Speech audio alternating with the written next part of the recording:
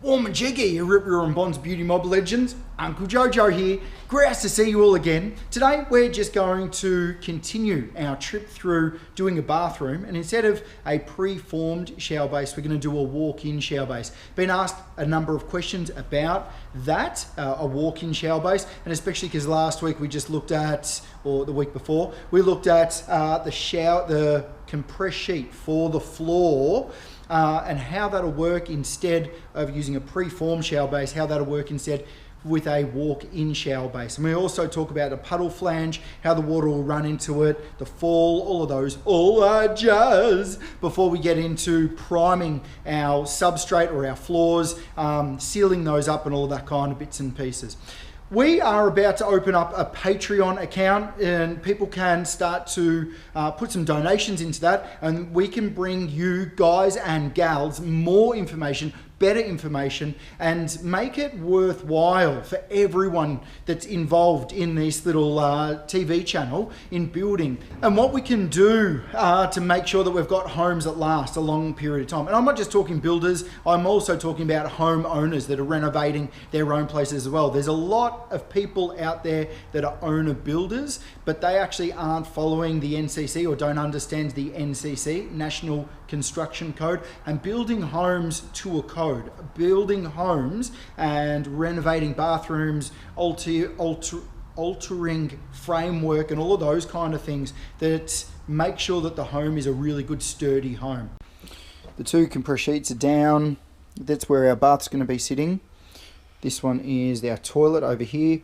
Now this is a puddle flange that's going to be going on here. So this here is going to be our shower grate area running through here.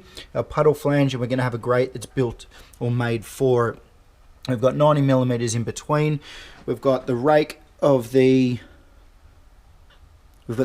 shower base running down into this grate. We've got a 50 mil drop from where the grate is up to here, which is 1340 in length, so 1340 length, but we've got 50 mil drop down. So any water that falls in this area will be sure to be falling into that puddle flange and that shower area. Here we've got a shelf that's cut in, so that's going to be for shampoo and things like that. That's our overhead for the shower. That's going to come straight out, and then there's a rail as well. So it's going to have a shower head that comes straight out, and it's also going to have a rail on it. So a dual shower system.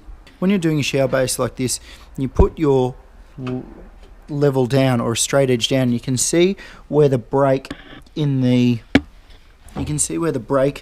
of the shower base, the compress sheet is going to be when it comes up. So we want to make sure that we're sitting on this joist and there's no flex. If we finish the cement sheet in this area, there'll be a flex.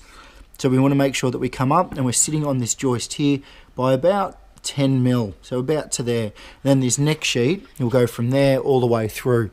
So you'll have one sheet here, always stagger your joins, another sheet there, another sheet there. And what I was saying before is we'll noggin in these two corners.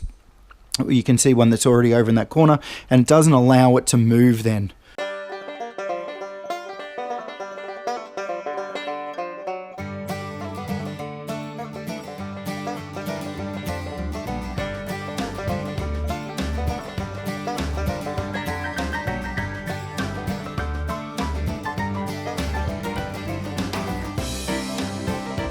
There you have it. We've finished just running through that walk-in shower base. If you've got any questions or queries about that, flick it over and I'll answer it for you best I can, whenever I can. Thanks for watching, and like always, stay on real banana peels, and I'll see you in the soup.